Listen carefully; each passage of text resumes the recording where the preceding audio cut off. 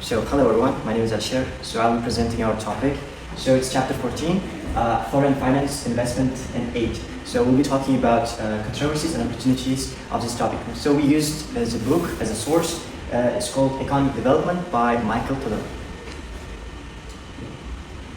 So to start, we should understand the concept which is called international flow of financial resources. So there are exactly things that we should understand firstly. Firstly, it's private FDI and portfolio investment. So what this actually means. So we know that direct investments by MNC and financial investments are mainly in the form of stocks, bonds, and notes by private institutions, which means these stocks, like money and other notes will be distributed across different countries as a financial aid. So it's mainly to countries that are developing or that they have some problems with their economic situation. Secondly, it's remittances. So it's certainly one of the greatest things that we should understand, because remittances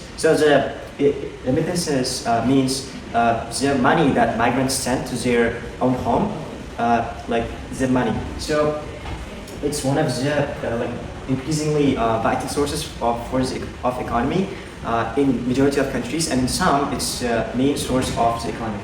So the next thing is foreign aid, public or private. So foreign aid is just as its name suggests, it's giving money like other international corporations, companies, individual or government ones, giving money to those in other countries. So it can be in two forms, in public or private forms. So next, as I have mentioned about MNC, so MNC is multinational corporations. So these are specifically designed corporations that are concerned about these financial aid and investment sort of things. So to look back on this corporation's records, in 2007, it made the world record revenue of $2 trillion, which is through giving financial aid and getting benefits through that. And the next is multinational corporations also, by helping other countries through financial means, other countries can actually build their own, can actually create employment opportunities. So by doing that, in this year itself, it made 80 million new vacancies. So it actually reduces the employment rate radically. So after that, we should mention the fact that after the 2008 recession, financial crisis, in 2009, China had a very bad economic state and condition. That's why the majority of, which means 31% of the financial aid went to China to improve that situation. And the least one happens to be for Africa, which is 5.3% in 2009. So there are some certain key characteristics of this topic. So firstly, about the multinational corporations. So firstly, it's about its headquarters. So multinational corporations are mainly located in North America, Europe, and Japan. So as we can see that these three countries, these three areas have already accomplished the highest economic development rate. So that's why their main offices are situated in those places. And next thing is, these corporations are mainly controlled by parent companies, which are the big, largest ones out there. So they are called global factories. So then the top 100 multinational corporations already account for $8 trillion revenue in sales. So if we move on and talk a bit more about private FDI, it's foreign direct investment. So there are arguments for and against those investments. Firstly, it is let's talk about the benefits of private FDI. So firstly, it fills savings and investment gaps, supplements domestic capital that poor countries lack. So which definitely means it actually fills with financial resources with those countries that lack in terms of this. So as an example, I can came up with the example of banks in some companies, right? So they sometimes went to bankruptcy, and they will not be able to give credit to the residents and to other small firms. So at those times, they give financial aid to those corporations, to those banks, and they will be able to maintain its position by using this liquids. And next thing is It improves the balance of payments through foreign exchange inflows. So financial aid actually balances the exchange rate of foreign like different means of money. And next thing is raises governmental tax revenue when MNCs are taxed on local profits.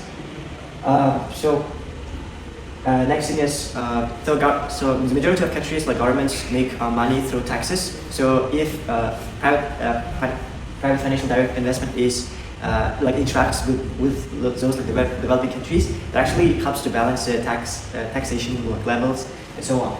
So there are some arguments against this private financial direct investment. So firstly, it might reduce domestic savings by crowding out local firms and raising local capital. So next thing is long-term foreign exchange outflows through repatriated profits and royalties and fields. So this actually explains the fact that foreign direct investment doesn't necessarily help for a long term. So it's like a short-term sort of like, it has a short-term benefit for the country. That's why it's not something like can solve big problems in the long term. That's why it shouldn't be seen as a main, let's say, main solution to many of the problems in developing countries. That's why that one is one of its negative aspects. Then we come to some data, real-life examples of net capital flows to developing countries between 2000 and 2009. So that is that's exactly how like international flows of money were distributed across different countries, across different regions, and how they were seen. So according to the data, FDI, like black line, as we have talked right now, like direct investment accounts for the majority of flow of money across countries. So it's rose steadily from around $170 billion to up to over $450 billion by 2008. But before that, it had a small dip in 2000. But after that, it had a small dip in 2009. Then we have portfolio flows, which is blue. Yeah, portfolio flows, which is blue. So it was the least data given in the chart. So it accounted for the least amount of flow of money across countries. So it started with around like 0, and then after some fluctuations, it went up to like around $50 billion and ended up with a rapid decline at the end of the period. And then we have other private capitals as well. So it started with like negative 100 at the beginning in 2000 and went up to around 200 in 2007. And it also showed like radical decline. And then we have the last one in official aid. Official aid. Somehow it started in the middle, around $50 billion, and went up to around 100 at the end of the period. So foreign aid, motivations, challenges, and NGOs. So foreign aid is official grants. So it can be in the form of loans, credits, or just money that one country can give to other developing ones. So we have to. So there are like 3 things that leads up to the whole process. So it starts with why donors give. So it's it's mainly about economic rationale. So field savings and foreign exchange gaps to model gap. So it means like exchanging the resources with other ones. And then there are like certain countries with a low rate of 0.7% GNA target. And then we have why recipients accept, because it actually supplements like domestic sources, right? So they will be able to maintain production and sort of things for the whole population. And then the role of NGOs. The NGOs play a huge role, actually. So as you can see, it's the demand for that increased across countries. Like it started with 18 and went up to 23. And then we have this official development assistance by region 2008. So it's, to sum up, it's mainly about the distribution of like OGA, GNA, and OGA across different regions. So So generally, I would say that here we can see Middle East and North Africa has the highest rates out there, but the least was true for Europe and Central Asia. Foreign aid in practice, serious tied and recipient reality. So I will explain like a couple of things. So first, it's your gap. It's model-based savings. Forex gaps or fiscal gap exists. Then we have technical assistance. Its financial aid must be paired with expert transfers without training local personal aid dependency difference. So yeah, so why actually recipients accept foreign aid is because they use it for political or for economical uses, right? So they will be able to develop certain aspects of their economy. So, hello everyone, my name is Visola. My teammate has just explained the role of financial aid, financial investment, and foreign finance in development. I will now continue with the topic of conflict and development. The scope of violent conflict and conflict risks. Security is essential for development. Without safety, countries cannot progress. Violent conflicts slow economic growth and damage societies. And when conflict happens, fear of future can happen. And it can reduce investments and business activity and cause brain drain where skilled people leave the country. So here you can see the graph. This graph shows three types of conflicts: warfare, total societal warfare, interstate warfare. Between the period of 1946 and 2008, the eras after Second World War peaked during the Cold War and declined after the 1990s. The message is simple: peace is possible but fragile, and strong institutions are needed to protect it. So the next. The consequences of armed conflict. So, war kills in both obvious and hidden ways, and health is the most important one. Immediate effects can be seen where more men die than women during fighting, but in the long run, children and women suffer the most. They lose access to health care, social services, and education. For example, maternal death rates become very high because medical care is limited in the areas like the Democratic Republic of Congo. It was estimated that 3% in conflict areas. Rape is used as a weapon, so it uses to destroy communities and family bonds. And victims face different infections like HIV and AIDS, and they suffer from long-term depression and trauma. The next is disease spreads in refugee camps. Malaria and respiratory infections are the most popular ones. Weakened refugees die from diseases. You can see it in the example of Mozambique during the Civil War in 1975 and 1991. So during the war in 1990, child deaths per thousand was 249, but after the recovery in 2008, it was 130. So the next. War destroys infrastructure, businesses, and resources. Wealthy people move their money abroad, causing capital flight. For example, Sri Lanka lost about $4.2 billion during its conflict. It equals twice the country's GDP.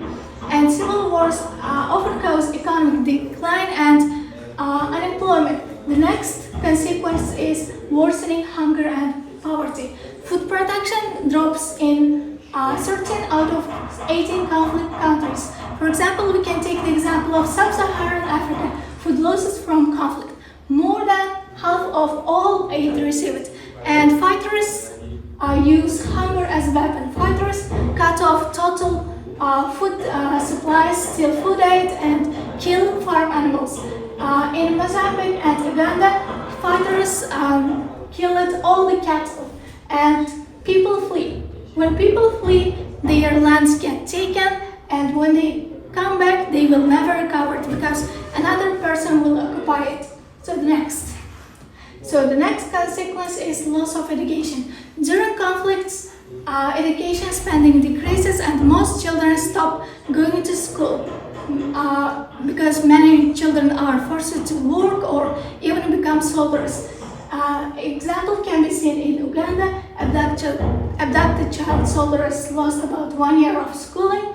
Good news is after conflict ends, school enrollment increases dramatically.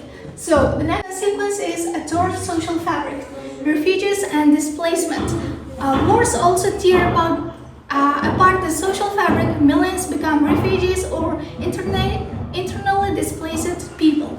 Law and order collapse and criminal groups gain power. Like we can see it in the example of Colombia. During the civil conflict, armed groups and drug gangs controlled most territories. Next.